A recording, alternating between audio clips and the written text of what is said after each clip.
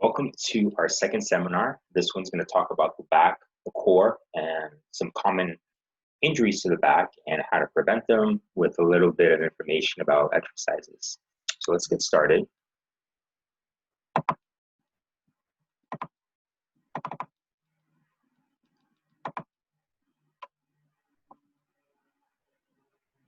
Okay, so my name is Alex Sadetsky. I am a therapist here at Rising Sun. And when we talk about the core, we have a variety of options, right? We have the Earth's core, we have the core of an apple, and then we have our own core. Now, our core is a little bit more diverse, right? We have different muscle groups, we have different things connecting to different parts of the body, and we're going to break that down and make it a little bit more simplified. In all of these, you can think of the core as, right, the center. So for us and our bodies, the center is where the movement has to initiate from. It needs to be stable for things to move around. So what is the core? You hear this term being thrown around a lot, strengthening the core is important. It is important, but we need to break down what it is. So we call it sometimes the lumbopelvic hip complex, right? That's a mouthful, but if you break that down, we're talking about the lumbar spine, which is the back. So right here, the lumbar spine, the pelvis, right? So this whole piece here, and the hip, right? The hip joint. So the lumbopelvic hip complex encompasses what we call the center or the powerhouse. And in Pilates, they use the term powerhouse a lot because that's where you gain the stability and you get the power to move around and be able to control the rest of your body, okay? So the core is also the stabilizers of the back.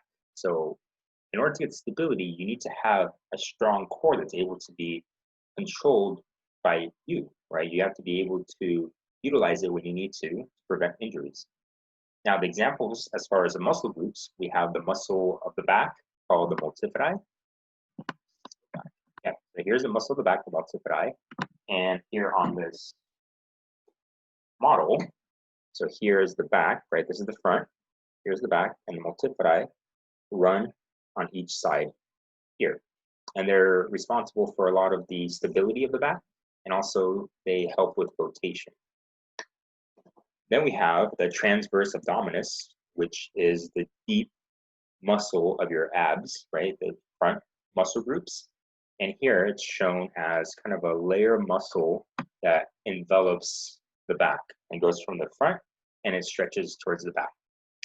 We also have the external and internal obliques, which is another layer in the front, and they primarily help with the stability, so the pressure of the core, and also rotation, so the twisting motion that we do commonly.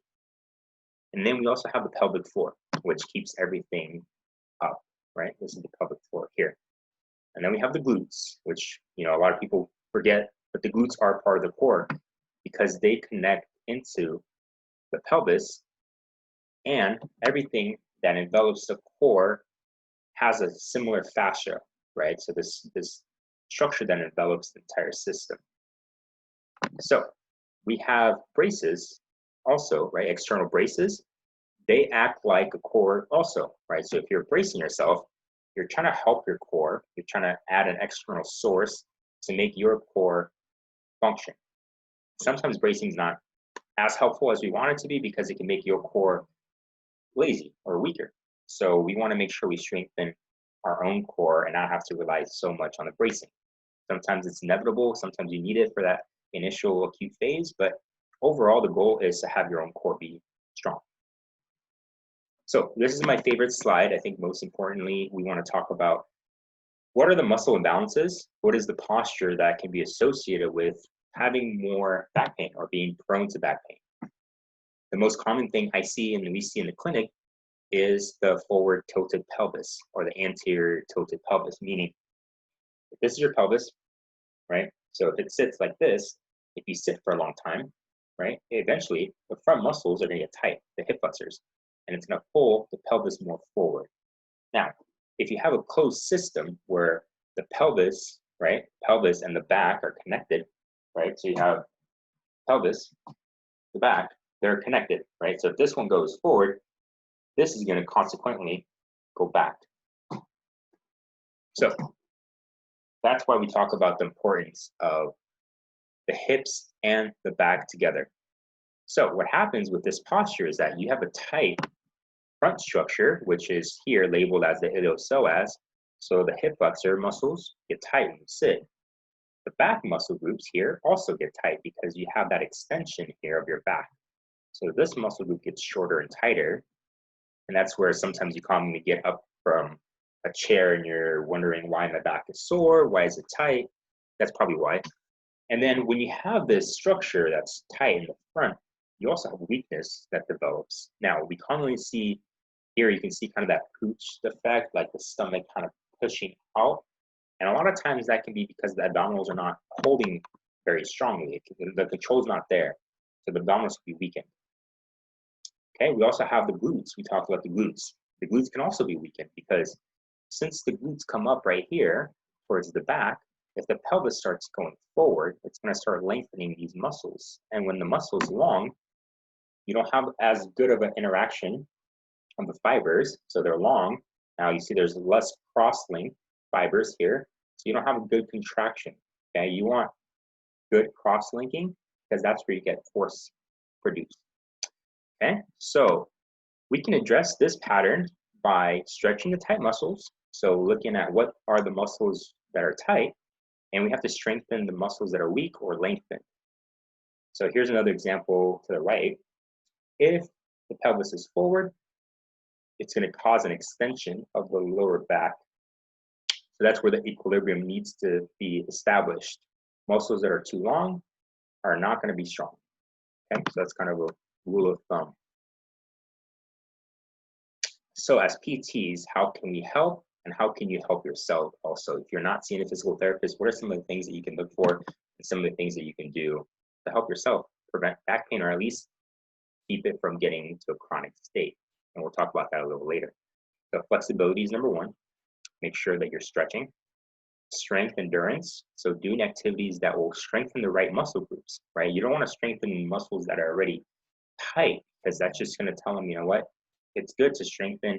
It's good to be tight. Let's just keep it that way. That's not what you want to do, right? You don't want the brain to start picking up on those hints, okay? And then control. Control just means that you're able to move in a speed and the quality that you want. And you're able to do so without losing different parts of the body. You don't want to compensate, basically. That's kind of the pyramid that I look at. Now, common causes of low back pain, as talked about by the National Institute of Neurological Disorders and Stroke. So number one for us, we see a lot of strains and sprains, a lot of acute cases. So you try to go pick something up, pick a box up, you're moving, you forget that you have to bend with your knees. And what happens is that you pull a muscle or you pull a ligament or you injure yourself in that way, okay? We see those a lot. And we go back to how do we treat that? Well, ideally you want to come in as quickly as possible so we can assess it and see what the tissue's like and then help get it back to its original position, right? Intervertebral disc degeneration, it basically talks about these discs here. So between the vertebrae, right, the bones, we have discs that offer cushion. With time, they can wear out. You lose water content as we age, and a lot of times they can just kind of shrink, right? So part of this is a normal process, but you can speed it up, and you don't want that. So you don't want to speed up the degeneration. And the things that happen that usually speed this up is posture. So if we're slouching for a long time, or when we stand, we put pressure on our backs, you cause more force to be pushed in, right? So you have more force. Gravity is constantly pushing us down. So you have more force pushing down and you're wearing out these discs faster, okay? So disc herniations or ruptures, you can see by this model here, this little red piece is that little herniation here or a bulge. Now, when that happens, we want to make sure that it's not impacting this hole here where the nerves are coming out from, because that can give you radicular symptoms, which is the one right after radiculopathy, right? So with disc herniations, a lot of times they can happen and we don't even know, or it happens when you're younger and it kind of, gets better, and then you never really think about it again. So it's treatable because the goal is to get the disc, the inside, kind of the gel substance, the nucleus, called the nucleus pulposus. It's that kind of gooey substance inside. If that comes out, kind of like that red, piece, the red portion, you want to get it to go back in. Okay, so that's the number one thing. Radiculopathy, like I talked about, it's where that nerve, so here, these nerves come out from these holes, right? So these foramen, if that's being compressed, you can get neural symptoms, meaning weakness. You can get decreased sensation, you can get loss of proprioception or your joint position sense. So commonly we look at that and see why is that nerve getting compressed. Sciatica is a big one. You commonly hear this being thrown all the way out with back pain, and you hear back pain, you hear sciatica, they kind of get mixed up. So with sciatica, we're looking at the nerve or the nerves that branch out of the back that go down into the leg, primarily in the hip, the back of the hip, right, the glute area, coming down into the back of the thigh, into the back of the calf, and then down into the leg, and supplying the bottom of the foot. So with sciatica, we're looking at, we call these neural tension sites or mechanical interfaces, meaning that wherever that nerve flows through, it's like, think of it as like a hose, right? You have a hose that water is running through. If someone steps on the hose, it's going to cut off the supply of the water. That's kind of like the nerve getting compressed by a certain structure. So for example, the hamstrings, if they're tight, since the nerve runs right through the hamstring has an opportunity to contract, get tighter, right, and then squeeze that nerve. So then the water supply is not as strong, hence the neural input, the muscles is not as strong. So we have to look at what muscles are playing the role and make sure that they're not impacting that nerve. So spondylolisthesis, mouthful, but it just means that there's a slippage of one of the vertebrae forward. So let's say this one, right? This vertebrae is being slipped forward.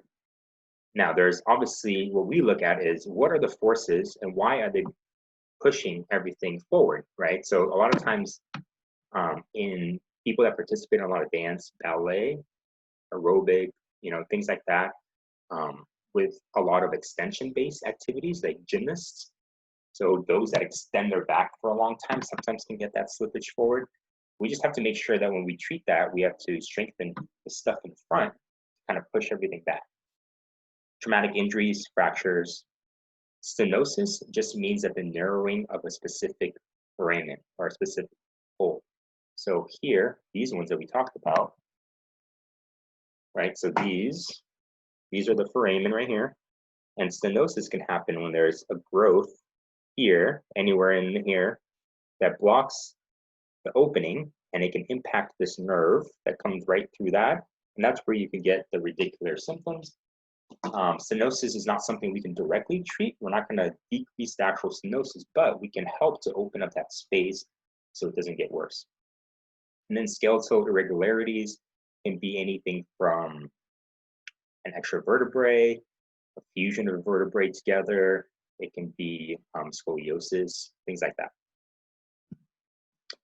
So just a quick point on lifting mechanics. It's always important to keep a neutral spine, meaning that the natural curve, you want to maintain that when you're lifting. You don't want to overarch, you don't want to overextend, right? You don't want to go through the two extremes. You want to keep it in the center. Now, keeping the load close to your body, why is that important?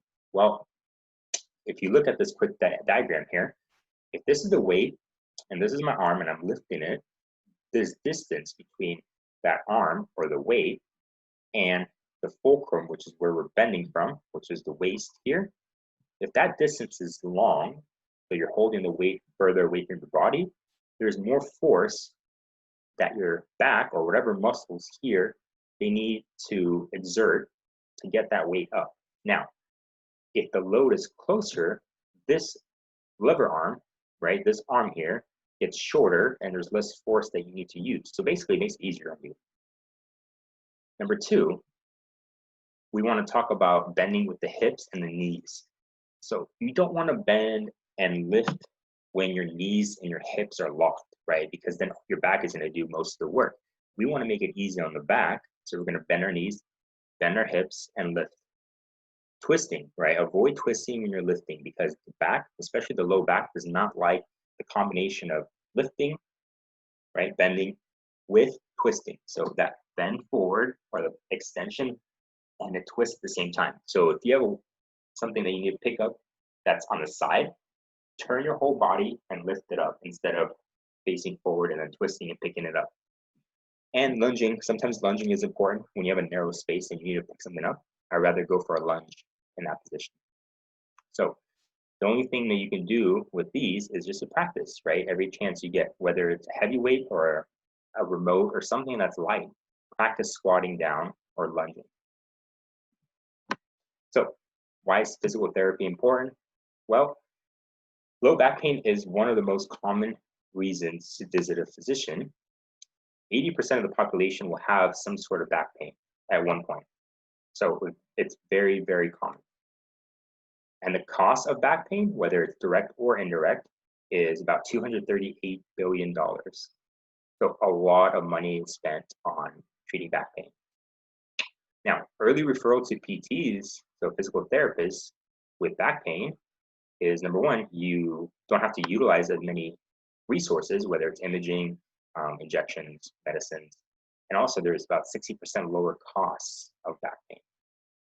So there's a big review, a systematic review on back pain and musculoskeletal disorders, and they wanted to look at the cost of these issues, right? So they looked at the diagnostic imaging, the referrals, the injections, the prescriptions, and the surgeries, and the costs associated with that.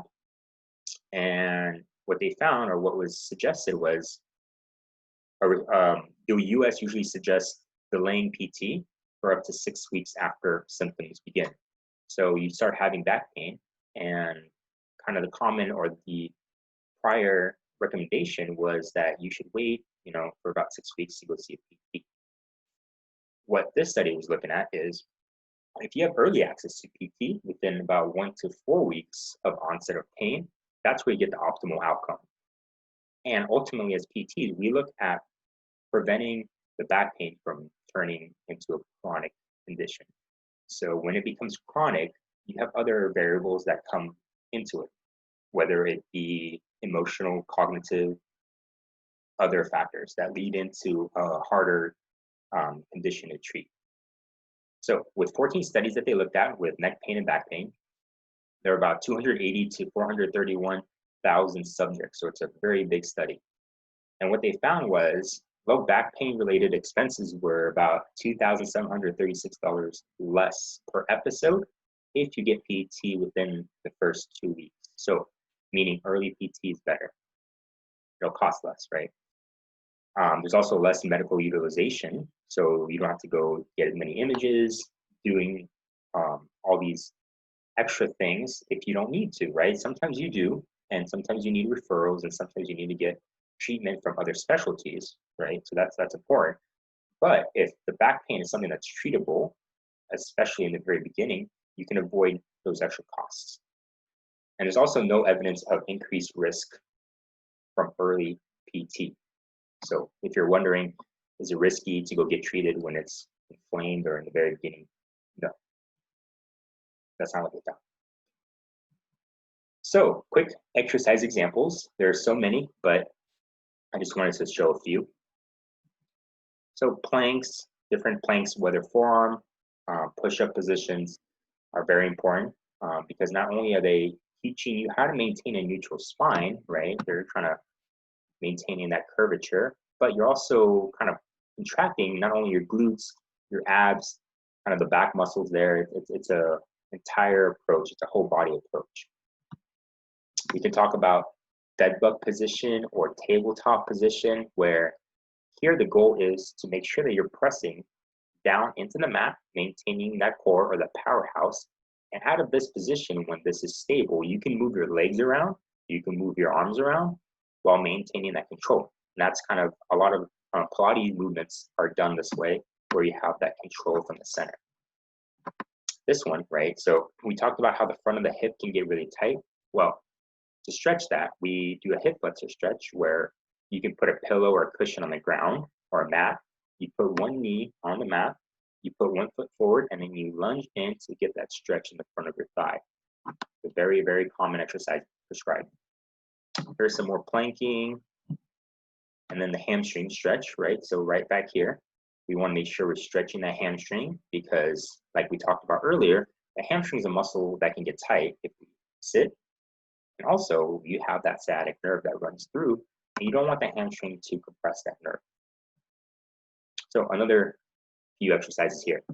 So here's a plank version where you're now focusing on rotation, right? So you take off one hand, your body wants to rotate, and you're going to stimulate those obliques and the rotators to fire and keep yourself up, right? So a different variety of a plank. Down here, it's a different variety of a dead bug, okay? So, or tabletop position, you're on a foam roller. The foam roller causes instability, and you're using your core to control your body on the foam roller. Here's a standing abdominal twist exercise. So for those athletes that participate in rotational sports, anyone in construction that has to rotate, or just us in general, we want to make sure that we're strong in different planes of movement. So not just front and back, right? So not just crunching, but rotation as well. And here's a quick video on one exercise that I commonly do, not for everyone with back pain, but it's good for control and learning how to engage different parts of your core.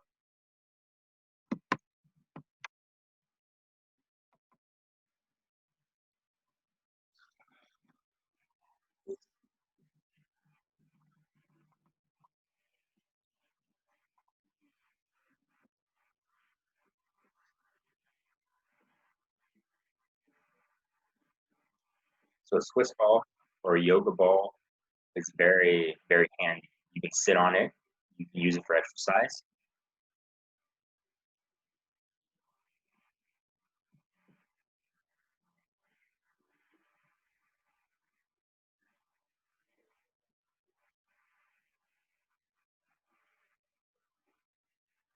So it's all about control, right? It's not about speed, it's not about how fast you can go. It's about, can you engage the muscle that you're supposed to, and can you do it in a way where you prevent yourself from hurting?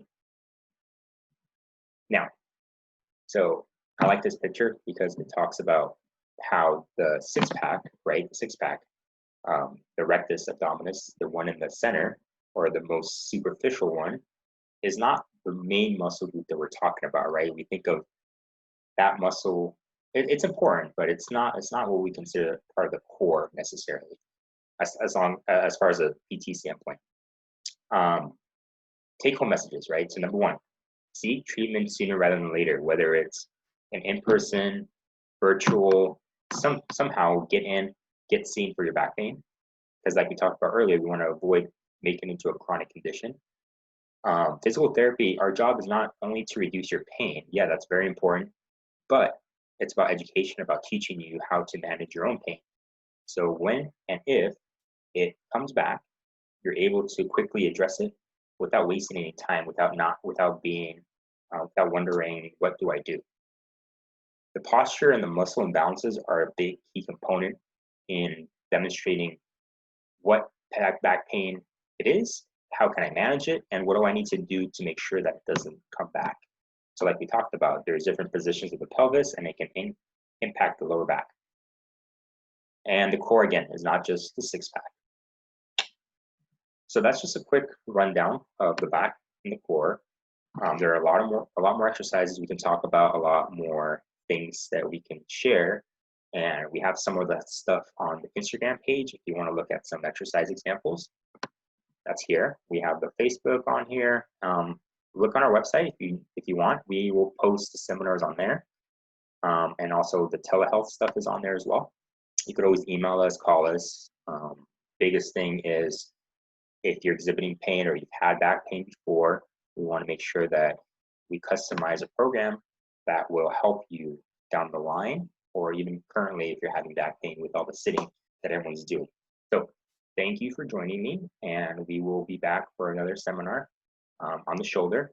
and we will keep you posted on that. Thanks.